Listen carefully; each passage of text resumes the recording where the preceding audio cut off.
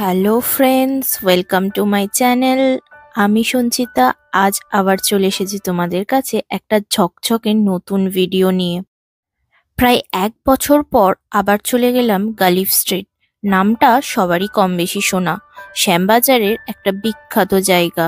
আর এই গালিফ স্ট্রিট বিখ্যাত হলো পাপ্পি, ফুল আর মাছের জন্য।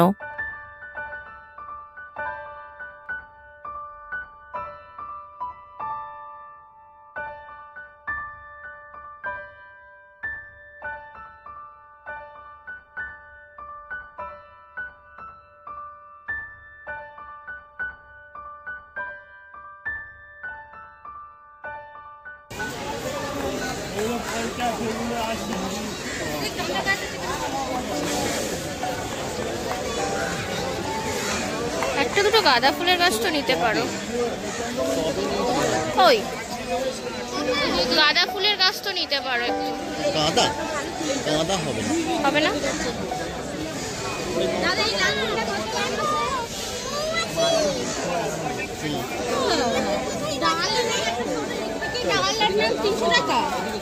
তোমরা তো সবাই জানো আমাদের বাড়িতে ডগি অলরেডি আছে। আর পোকোর ভিডিও তোমরা তো ভীষণ ভীষণ পছন্দ করো, অনেক ভালোবাসা দাও পোকোকে। থ্যাংক ইউ তার জন্য।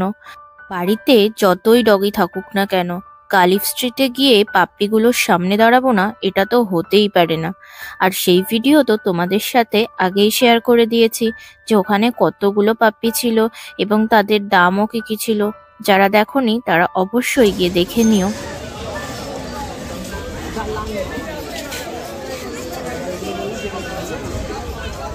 এটা কি দাম?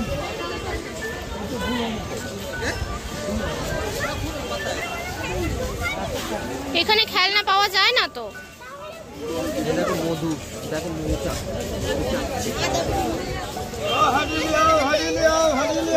সমস্ত গাছ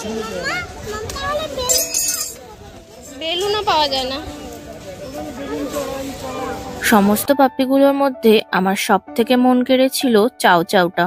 তার দাম ছিল প্রায় 40,000 টাকারও। আর এই পাপ্পির মেলা শেষ হলে তারপর আসে পাখি। বিভিন্ন ধরনের পাখি দেখেছিলাম, সেসব ভিডিও তোমাদের সাথে শেয়ার করে দিয়েছি অলরেডি। তারপর মাছ। মাছ তো বহু রকমের মাছ থাকে যাদের নামই আমি বেশি জানি না। চারা নিয়ে গিয়ে লাভ নেই। চারা নিয়ে নষ্ট হয়ে যাবে। চারা দিয়ে আমাদের গাছ হয় না।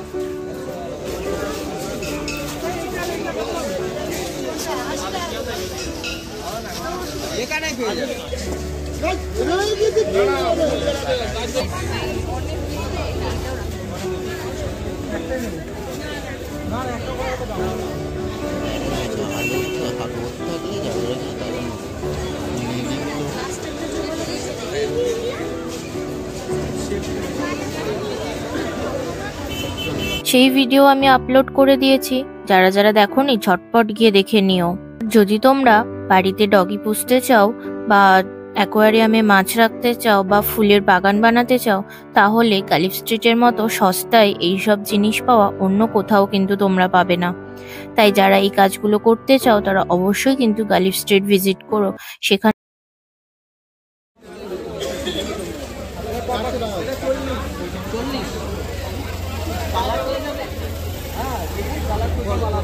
পুপু দাঁড়াও, আমার হাত ধরো, আমার হাত ধরো।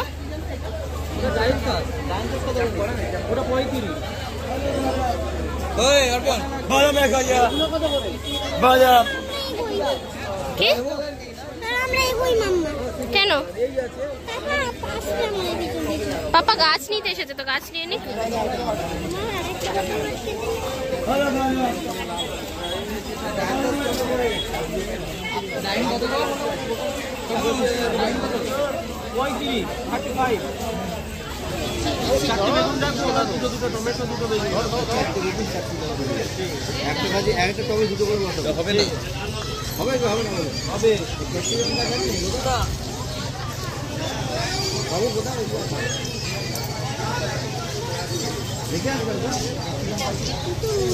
একটা চন্দ্রমল্লিকা নাও না।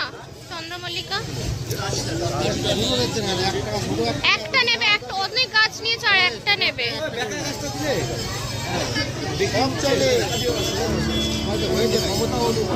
মানে তোমরা কম দামে সব থেকে বড় কথা প্রচুর অপশন পাবে, যেটা অন্য কোথাও পাওয়া মুশকিল। আমরা মেনলি গেছিলাম আমাদের ছোট্ট অ্যাকোয়ারিয়ামটার জন্য দুটো মাছ কিনতে, আর গেছিলাম ফুলের গাছ কিনতে। শীতকাল এসে গেল মানে বাড়িতে একটু ফুল গাছ তো লাগাতেই হয়, না হলে বাড়িটা কেমন কেমন যেন দেখতে লাগে। তাই ফুলের গাছ আর মাছ কিনতেই আমরা মেনলি গেছিলাম।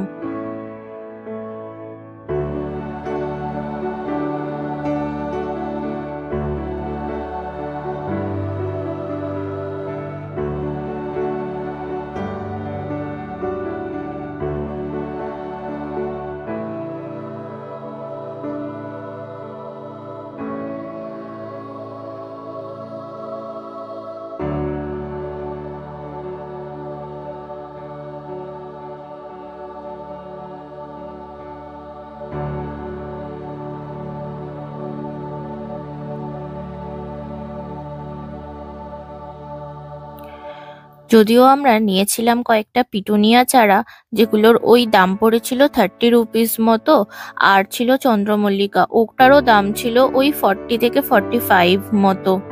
প্রথমেই আমরা দেখে জিনিস কিনে নিই না, প্রথমে পুরো গালিফ স্ট্রিটটা হেঁটে আগে ঘুরে নিই এবং দামগুলো জেনে নিই যে কোথায় কোন জিনিসটার কিরকম দাম।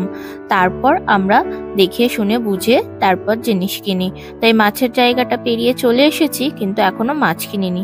এখন চলছে ফুলের গাছটা, দেখো কত ফুল, মানে দেখলে তুমি কোনটা ছেড়ে কোনটা নেবে নিজেরাই কনফিউজড হয়ে যাবে।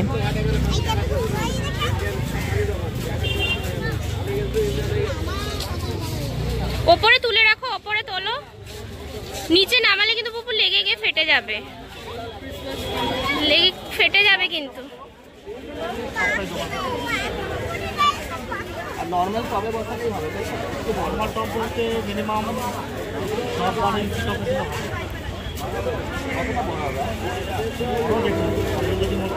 একটু ছোট দেখে নাও না, এত বড়টা নেবে?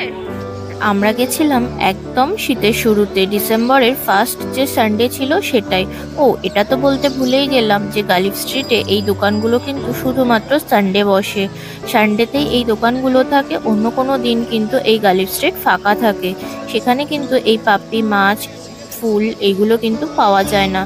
আর তোমাদেরকে এখানে যেতে গেলে অনলি সানডে যেতে হবে সকালবেলা। তবে আগে এটা 10:30 অবধি খোলা থাকতো, এখন কিন্তু 2টো অবধি খোলা থাকছে। তাই যত দেরি করে যাবে ভিড়টা তত তুলনামূলক কম পাবে। আমরা গেছিলাম ওই 11টা 11:30টার দিকে, তাও মোটামুটি ভালোই ভিড় ছিল। যত দেরি করে যাবে তত দামটাও একটু তুলনামূলক কম পাবে, আর ভিড়টাও হয়তো একটু কম হবে। আর একটা কথা বলে রাখি, আমরা গালিফ স্ট্রিট থেকে যে মাছগুলো নিয়ে এসেছিলাম, অলরেডি আমি যখন এই ভয়েস ওভারটা দিচ্ছি এই সময় দাঁড়িয়ে আমাদের কিন্তু ওই মাছ দুটো মারা গেছে। জানি না কি সমস্যা হয়েছিল আমাদের বাড়িতে রাখার সমস্যার কারণে, না ওখানকার জলে কোনো ইনফেকশন ছিল কিনা সেটাও আমি জানি না। মাছগুলো ইনফেক্টেড হলেও হতে পারে সেই কারণে। যাই হোক, ওই দুটো মাছ আমাদের অলরেডি মারা গেছে, যেগুলো আমরা গালিফ স্ট্রিট থেকে কিনে এনেছিলাম।